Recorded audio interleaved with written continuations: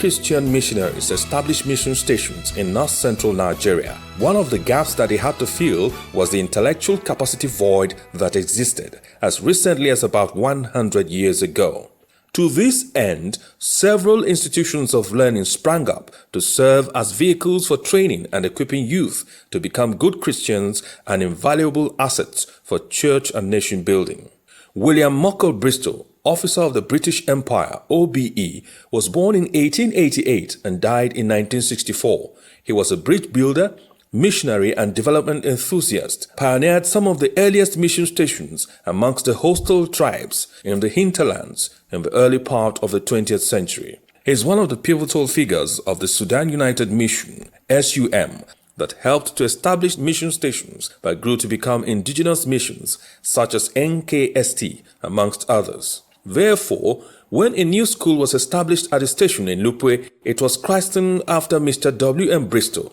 His name was and remains an asset, a source of immense pride for many, and a reminder about the core values of M Bristow Secondary School: godliness, service, and humility. M Bristow Secondary School began life in 1960 at Lupwe and relocated to her permanent site at Adeka, Gboko in Benue State in 1962. From her humble beginnings at the temporary site, the school had 30 students and 2 members of staff. The legendary Professor Harold Begsma, who served as the school's first principal, and the irreplaceable late Pa Ahura Sen, who was both teacher and boarding master.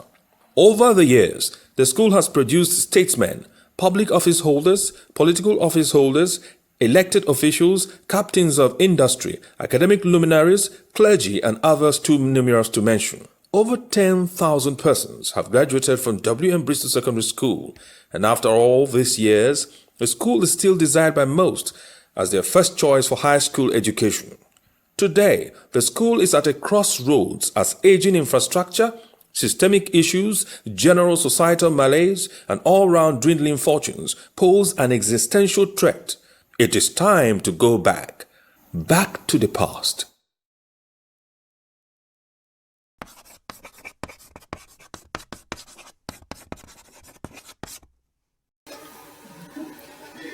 My name is Engineer Peter Akwa Abu. Well, my admission number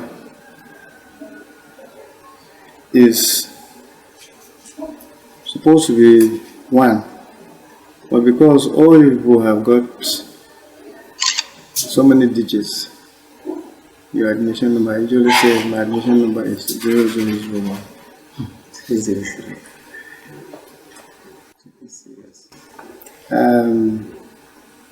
We are the first set in Bristol. We started the school, and the first year, the second year, we were in Lupwe, a small town after Takum in Taraba, now Taraba State.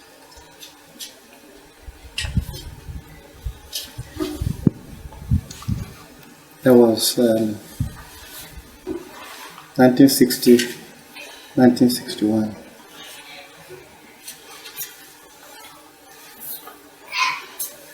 We were there while the permanent site was being developed in Gboko.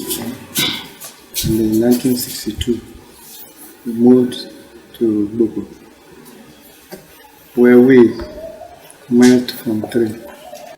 We were just 30 for the whole school.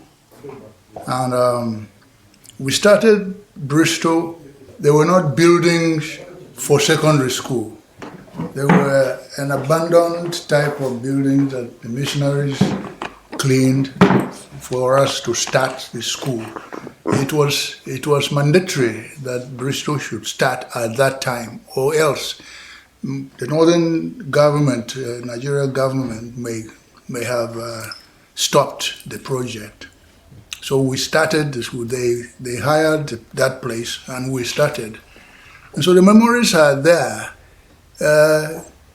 30 of us. We didn't have anything. There was no well. We were looking for water and all that. But we were very, very proud that we were Form 1 in a brand new secondary school, M Bristow Secondary School. I had other schools that I could have gone to. I passed entrance exams. But for whatever reason, I chose to go to Bristow. And Bristow was called the Golden School. A golden school which we were so proud. When we go to town, people will be clamoring to see who are these students from the Golden School. What we had in the 60s, Bristow was one of the best schools in the whole of Nigeria. Academically, it was fantastic. The education was really very good, and they were really dedicated. The teachers were really dedicated, and they insisted that we should also be dedicated to our work. I can remember the teachers we had, our principal, Vandenberg, De Boer, we had Vermeer, we have the diagram, we had Cotton Heaven. These were people that came to mingle with us, that taught us things that other schools never knew. We had the principal, Bergsma, and Ahurasen, and no one else. Cook then came much later when we came down to Gboko. Comparing it to what was there when the school started, there were just two people, the Bergsma, the principal, and Ahurasen, who was doubling as a teacher and boarding master. Our experience in Bristow was so fascinating. You know, by the time we went to Bristow Secondary School, the missionaries still owned the school. And our principal then was Miss Vandenberg.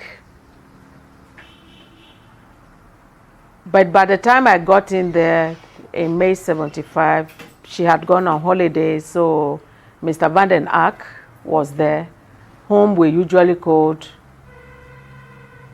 Anso. That was the name we used to call him, Anso. Miss Vandenberg, we call him Atese. And she was there with us until 1977 when the missionaries now handed over the school to the indigenous mission. The American missionary handed over the school to the indigenous mission, the NKST, in 1977. And our principal then was Mr. E.I. Gardi. We, the first set, have a periodic meeting. Once in 3 months we meet. Those of us that are still alive. Our chairman is Professor Stephen Kyo. Other members are Reserve, is a Makodi, and Mr. Faronabu, Louis Malika. There are some Jukun boys that from time to time call us. Once or twice they attended the meeting, the set meeting.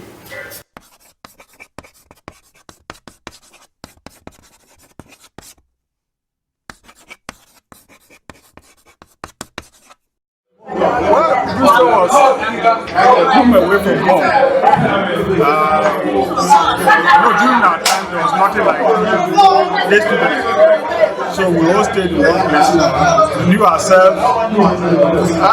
Let me say that we knew ourselves far more than our parents knew us. Because there was no pretense. We couldn't pretend to meet. We haven't stayed in one place for 5 years.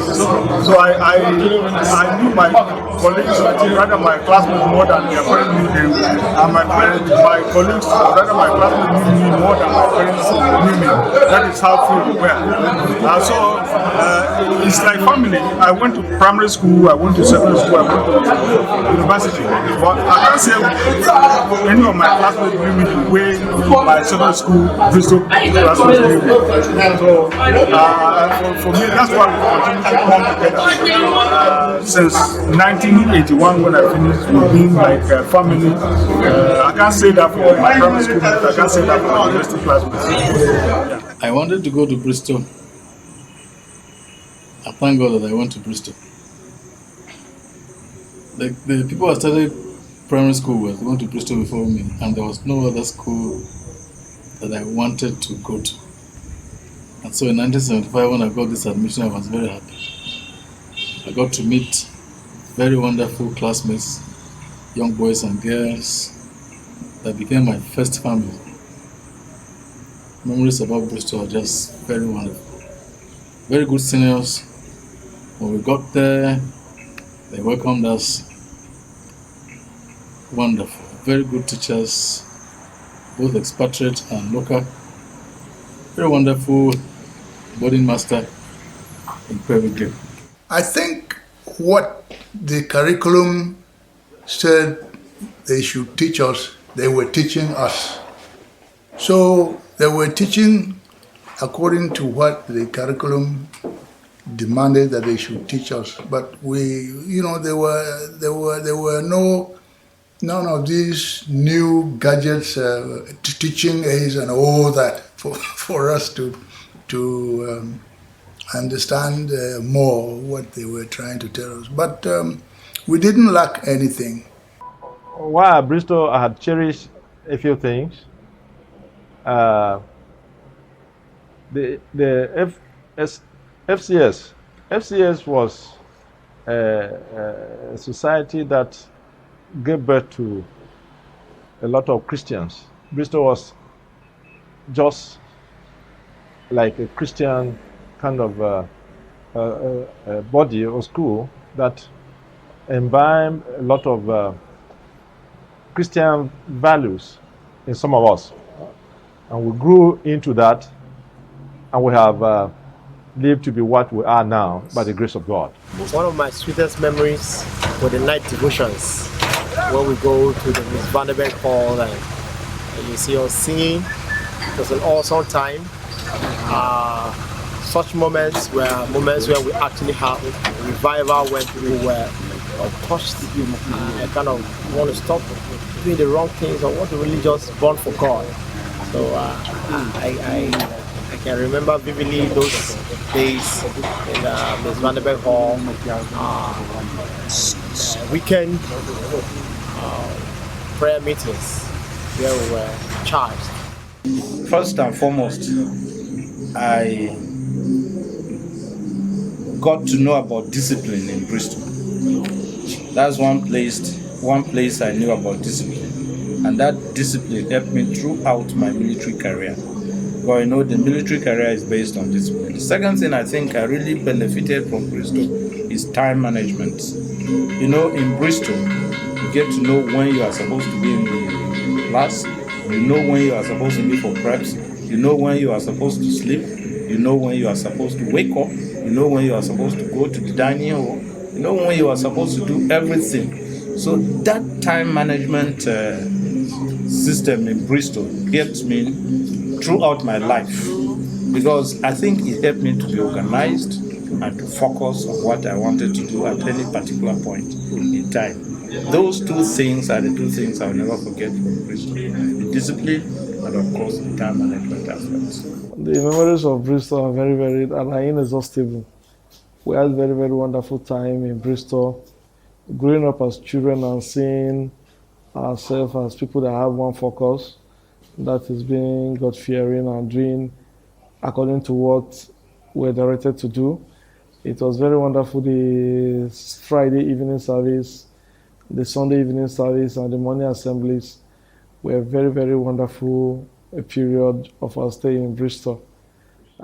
You see, in the times at Bristol, every person was supposed to bring out a topic in the Bible during devotion. And that gave us a training in the Word of God. It means every day you must look for a verse that if it is your turn, you will read the Bible and pray, exhort in the morning and in the night. And these things gave us very good training. And even in the dining halls, before we eat, they had to make prayers. You know, before midweek, midday, we had to also sing songs, and they just made us perfect Christians in that school, and I believe that should continue. Quite a number of them. I think we have to start with the total administrative structure at that time. For instance, in the morning, they used to wake us up by 5:30 in the morning. And I must tell you, that has remained with me up to this moment. Any day, whether I sleep late, I start my day by 5:30 a.m. I think it's an experience I garnered when I was in Bristol. There are quite a lot of memories that keep coming to you because you know that those are the formative years of any individual when you are in secondary school. You are beginning to understand life. You are beginning to know what the world is all about. And you are meeting people that are a little bit distant for the first time in your life. So there are quite a lot of memories. In our particular case, being a missionary school and being a school that was highly oriented towards Christian discipline, most of the things that come first on your mind are those things that have to do with the Christian faith, which are one, the choir, for example. Bristow had one of the best choirs, led by one American singer who played guitar very well. And I still remember Mr. Byers, who was very, very good at singing and made sure that we sang in the best way possible. Those memories keep coming all the time. Not only remembering Mr. Byers, but also the students themselves who were experts in this business. Mr. Chopev, for example, who was like one of the leading choristers in the choir. I do also have fond memories of the way that we were ushered into the knowledge of the Bible. First of all, Bible knowledge was compulsory. And that was the only compulsory subject outside English and mathematics which were given by government. And then the school also had Bible knowledge as a compulsory subject. And so generally people in Bristol, you couldn't help but when you graduate, you are very well versed in the Bible. And that is why many have gone to Bible school. Many are good preachers in their churches. And this is where it all comes from.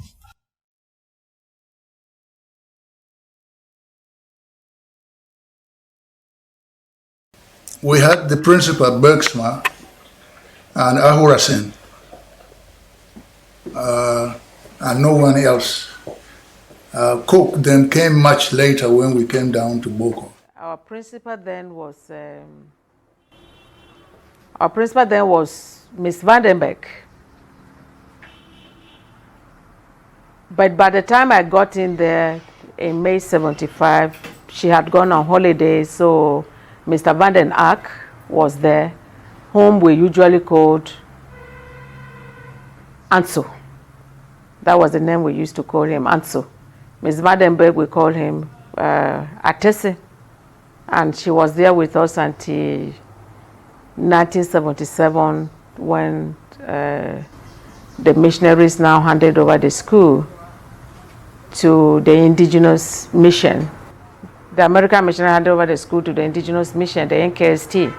in 1977, and our principal then was Mr. A.I. Gardi.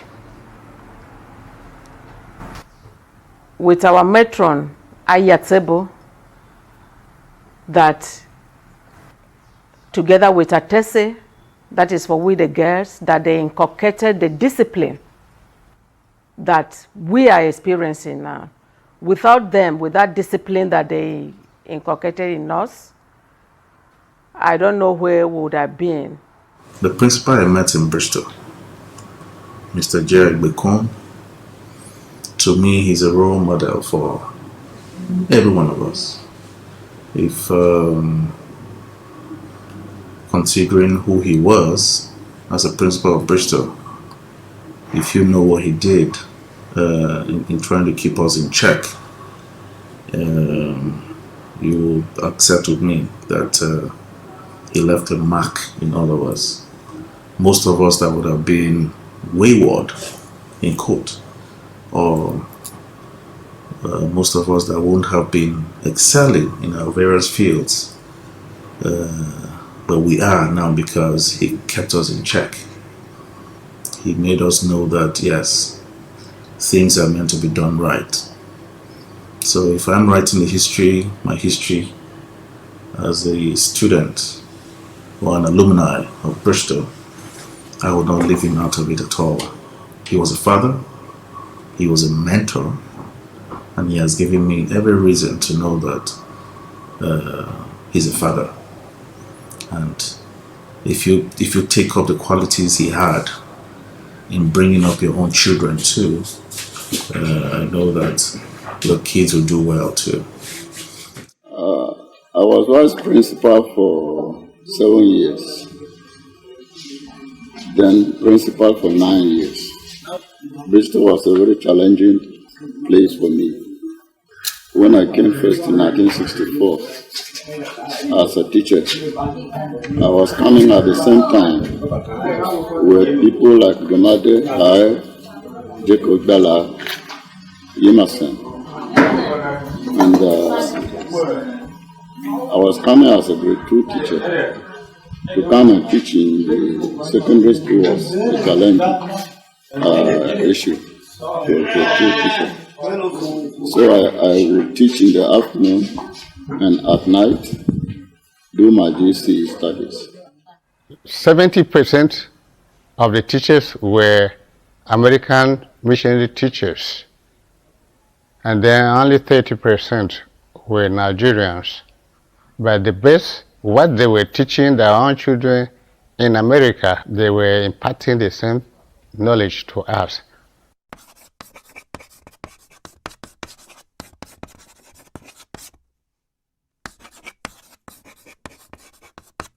I'm largely a product of Bristol. I mean, most of what I've learned and the man I've become,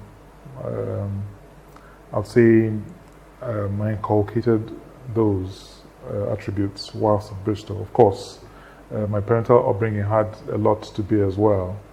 But then, I mean, in Bristol, we're taught the value of hard work, we're taught honesty, we're taught integrity, and we're taught to take responsibility for our mistakes and for being yourself. So at each point in time, I mean, throughout my political career so far, I try to apply those things: integrity, honesty, and forthrightness. I mean, politics, it's really said that politicians are very dishonest people. They speak from both sides of their mouth all the time. But from my own experience, I've found that being honest, I mean, it really doesn't hurt you in any way. You could be honest, you could say the truth, you could stand on the side of truth, and you wouldn't err. So throughout my campaigns, I put myself forward as I was, or as I am, to the people, seeking their support without embellishing anything, without making unnecessary and bogus campaign promises or claims. And I would say the experiment paid off quite well. So abiding by what I learned from Bristow and putting it in practice, I would say it has helped quite a lot. Well, I think I can say that almost the whole of my life has been shaped by Bristow. The way I behave, everything we do with the fear of God, put God first, and to look at everybody else as a human being. You see, Bristow was very unique, that the way we were staying in the dormitory, that every class used to stay on its own. Even when you were in Form 5, you stay in the class, it's Form 5 students that keep their hostels clean, they sweep the floor, they clean the toilets and all that themselves. If you go to other institutions, you discover they used to mix them with junior classes that will do these services for the senior ones. Bristow, you do everything yourself at that time. And that contributed a lot in molding our lives, that you look at the next person also as a human being. You don't look down on people, you don't try to oppress people and all that. So that has been my life. I choose Bristow because I heard of the standard, and I had some senior relations that were from Bristow, that they were actually outstanding in the family. When you were talking about people who were well behaved and stuff, they were making reference to them. So I know for sure I was going to a school that would give me what I could stand out. And most especially, I knew about the school slogan, "We are the light of the world," even before I finally came into Bristow. So I love the logo, I love the slogan, and because those who were from Bristow in our family were outstanding. I believe Bristow was the foundation of what I am now. And you cannot despise the foundation that has been laid in you. I have in no wise any doubt that it was the foundation I had in Bristow about the faith in the Lord Jesus Christ that has gradually been developed in me, and I have, by the grace of God, been called into the salvation of the Lord Jesus Christ and been consecrated a bishop in the ministry. Now I'm a full-fledged minister of God in this capacity as a bishop with All Nations Evangelism Ministries Incorporated. If not for Bristow, some of us might have been armed robbers, we might have been rogues or touts. My discipline, my whatever I think I own today, I can attribute part of it to Bristow. The reason is that Bristow laid a foundation for me to spring up. Whatever I have today, I think that foundation was laid in Bristow. I had about 3 admissions, but I went to Bristow because, of course, my senior sister went to Bristow. But the testimonies of godliness in Bristow is what dragged me there, because from my youth I had this attention of having the fear of God. And I looked at Bristow as the school that gave the discipline of the fear of God. And that's why I made Bristow my choice. FCA was compulsory. And there were other things like a crew, the farming club and the rest. But everybody was dragged into FCS. And at FCS we were taught the word of God, the naked word of God that brought us salvation to most of the people that went to that school. And although, of course, I know some people might have, gotten back to the word, but over 90% are still good Christians because they went to that school. That FCS kept us going. We sang songs, and the Bible is the oldest book with the latest news. And once you catch the Bible, there's nothing that comes to you, every situation, circumstances that comes to you that you cannot surmount. With God, you are a majority, and that's what Bristow told us and made us to be. It is known outside and almost everywhere that Bristow Secondary School is a very good school, and it has high standard of teaching, and people that leave this place after secondary education, they become great people outside there. And even leaving this place, they don't just leave to be better taught about academics, but they also leave to become Christians, and they live good lives after. Bristow was known for respect. And it has always been for respect. And we just want to encourage the younger members that respect for senior is sacrosanct. It's not what can be compromised for any reason. And that's why anywhere you see the nickname us junior, senior, junior, and all that. It's what we take beyond the days in school. It's what transits even throughout your life. It's what when you see a senior, that respect has to be there. So respect is what is key. In as much as the society has deteriorated, social values has been devalued, and a whole lot of things have happened to our value system. In Bristow, we still hold that very, very key and dear to our mind. That respect is key. And one thing I must say is this: the values that we develop in Bristow is what kept a lot of us going. Because some of us entered into our chosen professions today after being from a different field. But those little values, those things that were taught in Bristow, were things we apply in our day-to-day life, unknowingly or consciously, because they become part of personality. You discover that you stand out among the crowd, and most of us are counted anywhere for ourselves because of what Bristow has imbibed in us. And Bristow is a way of life to some of us that pass through it. With our matron, Ayatsebo, together with Atese, that is for we the girls, that they inculcated the discipline that we are experiencing now. Without them, with that discipline that they inculcated in us, I don't know where we would have been, plus the home training and then what they did to us. Let me just say that everything there at that time, we want every parent to send their child to that school. The discipline, the Christian attitude, the way they get the students behave when they go back home. You know that you've sent your child to school. Yeah, the motto of Bristow, if you recall, is that you are the light of the world. The city set on a hill cannot be hidden. And we're given that training. Recently, there was a documentary from the House of Representatives about my performance there. And most of them were saying, oh, this man must have been well brought up. And that is the kindest compliment anybody could pay to me. I mean, this was people who had no reason to flatter me.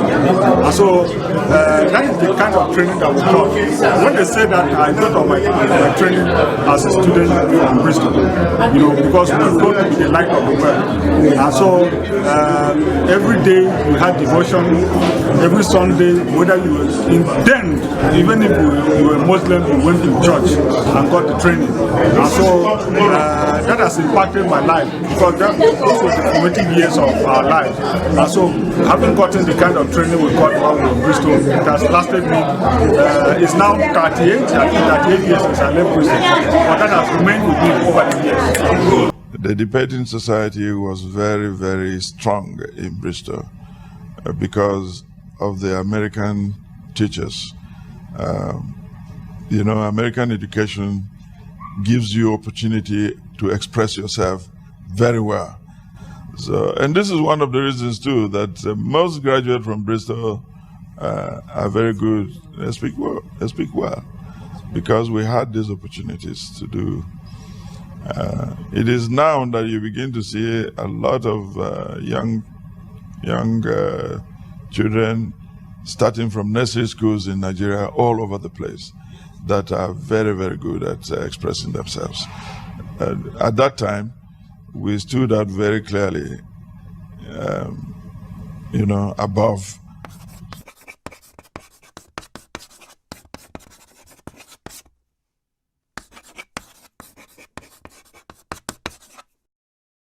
You don't hear much about Bristow again. Like we used to hear about Bristow, we saw the Dengas and the rest of them even in our days. You see students winning awards even at the state level. The standard, we don't hear much about Bristow again. People, even fellow Bristow student alumni, sometimes want to even take their children to other schools other than Bristow because they feel the standards are dropping.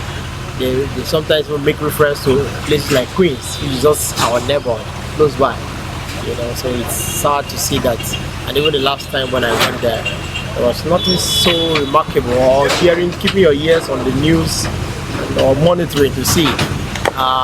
You cannot say it's so known everywhere like it used to be known about the way we used to make waves about in academics and even sports. You know, I think it's not quite impressive like it used to be. Yeah, Bristol now is not like before, but I believe that is the general trend of things that are happening in this country this time around. And you see, I also believe that when the proprietorship shifted from the missionaries to the current proprietor, things started going a little bit awry. But Bristol is better than most secondary schools even now. But the dynamism in life is what is causing the current situation. I think the major problem with Bristol Secondary School is that the facility cannot afford the number of students that is admitted into Bristol at this time. When we graduated in 1980, we were 121. The recent graduation, Bristol graduated 150 students, about 150 students. And so the dining hall cannot take the number of students that Bristol has. The chapel cannot take the number of students that Bristol has. And so this number is telling on the facilities of Bristol. But I also do believe that because employment is not coming by now, teachers are lacking even in Bristol. If government was employing and the proprietor is also employing, together with the PTA, I think that teachers will be plenty in Bristol and learning will improve. That school was built in 1962. That's when we moved from Lupwe in Taraba State to the present campus. So the buildings are, most of the infrastructure, they are old.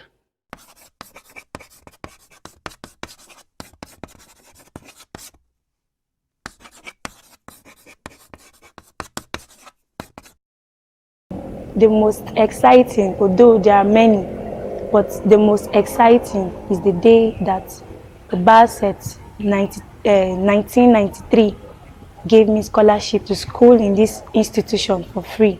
I was very excited because that was the term I resumed very late. But when I resumed the third week of the term and on the third day. But when I came back some weeks after, I was given a scholarship to school in this school for free. So I was very excited. And other things like I was made a prefect. I didn't know at the end of the day I'll be made the head girl of the school. So they have been my happy moments. No, Bristol is not where it ought to be. For a school that is looking at celebrating a diamond anniversary and with the improved technology and other facilities that we've seen in other schools around the country, we know Bristol is not where it's supposed to be. But I think the alumni is resolved to ensure that we take it to where it's supposed to be, and those will be some of the major highlights of the 60th anniversary. We hope that we're going to get the buy-in of a lot of bar members and ensure that we put hands together and ensure the program is a success. But it's what is worth celebrating. School that is there for 60 years. I think Bristol has not failed.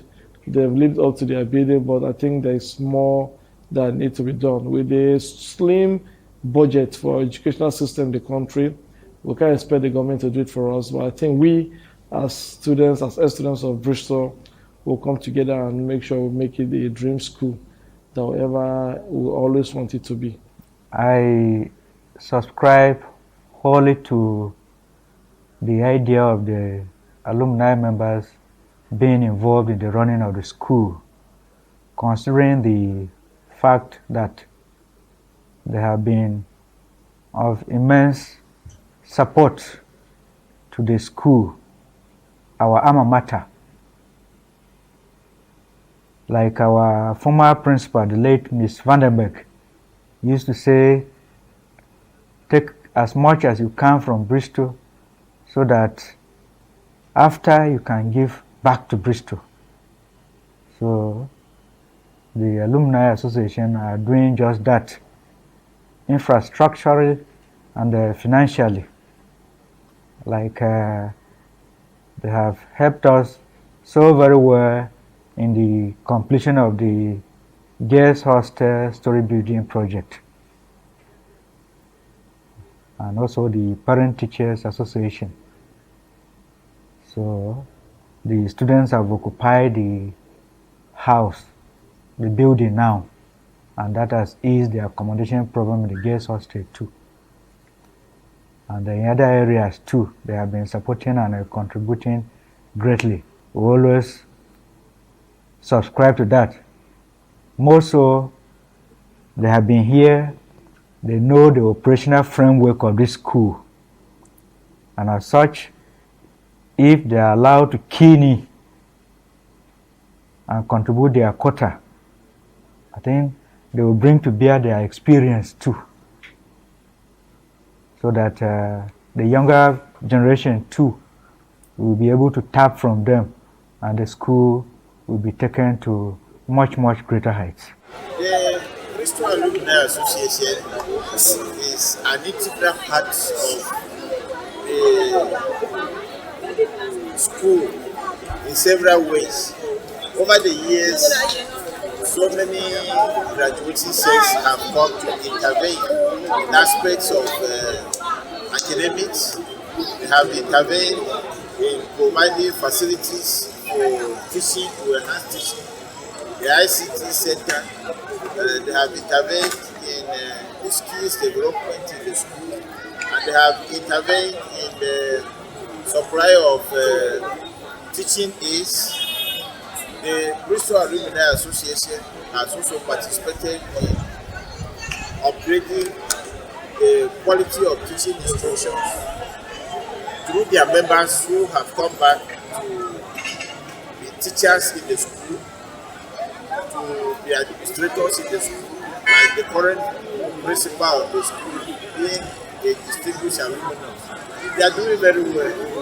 These are the ways that Bristol Alumni Association wants to contribute and can contribute. And for my own term, as the president who just came on board this year, we have a 7-point agenda aimed at touching the school, touching the academic performance, that will have positive impact on the students, on the teachers, on the facilities, and on the sports, on the skills centers, on teaching new ethics to the students, and establishing certain projects that will touch the school. And we touch also so many other aspects of school life. The alumni has been actively engaged. We would like to engage the proprietors of the school. Going forward, we work as partners with the Parents Teachers Association. We are very grateful to the PTA for the work they have done. They have recruited several teachers over the years. They are paying them.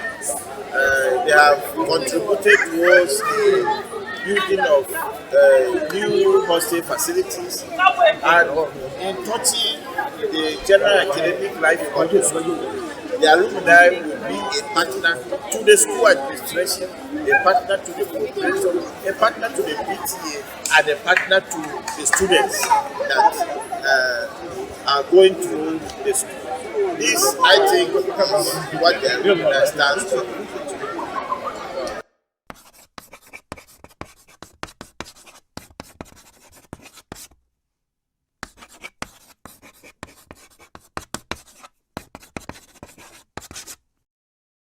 I think the major problem with Bristol Secondary School is that the facility cannot afford the number of students that is admitted into Bristol at this time.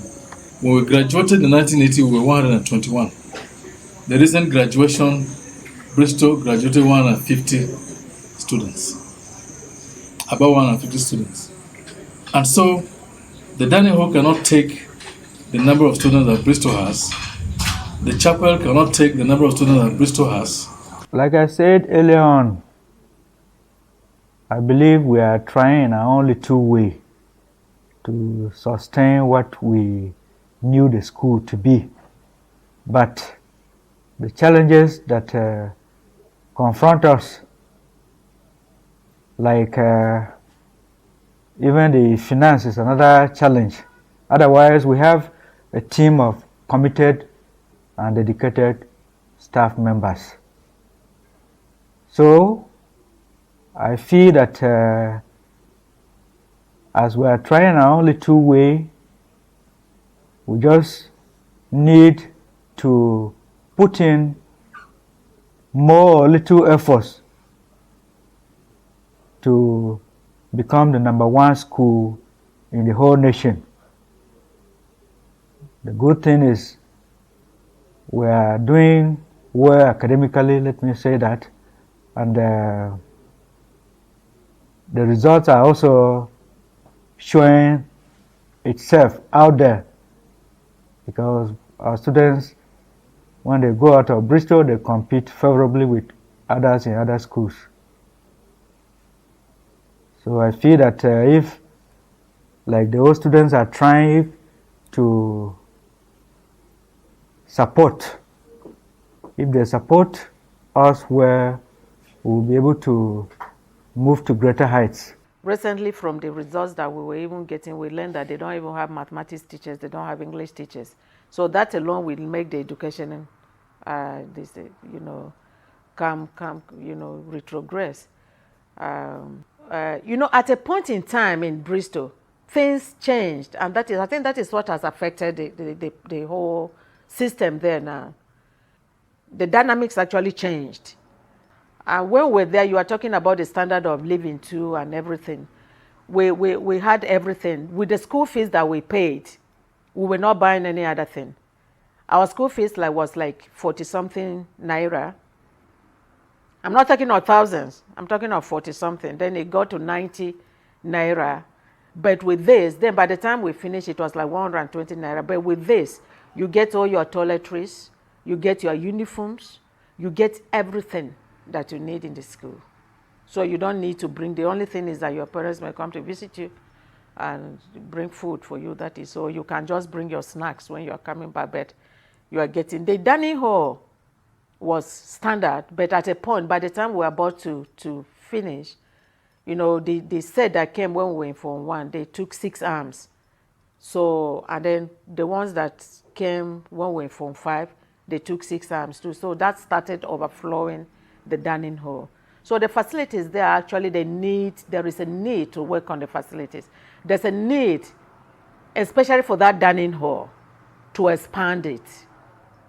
It needs to be expanded. The kitchen is an eyesore now.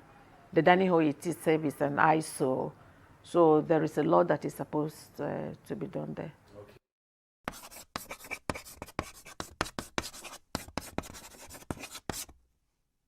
I am looking up to a time where we will be able to put resources together and go and raise the structure that will be fitting, that will give the girls, which are actually sensitive to environment, more sensitive to environment than the guys. So I don't like the hostel in particular. And then I'm also looking at the future when maybe the school will have a department, an entrepreneur department that we can be able to show the students, teach them things that while they are waiting to go into the university or something, they can get their hands, or even after university, they can get their hands on something, they can do something. I'm looking at the future when I can be called upon to help in one way or the other, maybe establish a block molding or paving stone making industry like other schools are doing for our personal consumption in the school and even sell to the environment. We are the light of the world. If we are doing Bristow blocks, you could imagine what it will be like. I mean, the standard, the quality, people will sure want to patronize those products. So we'll be sure, look at Jerry just by us. So So people who like Bristol blocks, I am very sure that will be BB, Bristol blocks, and I'm pretty sure they will sell, and we will also use them for construction work for classes. At 60, it is expected that if you are 60-year-old man, you are an old person. You are young, but you are not too young.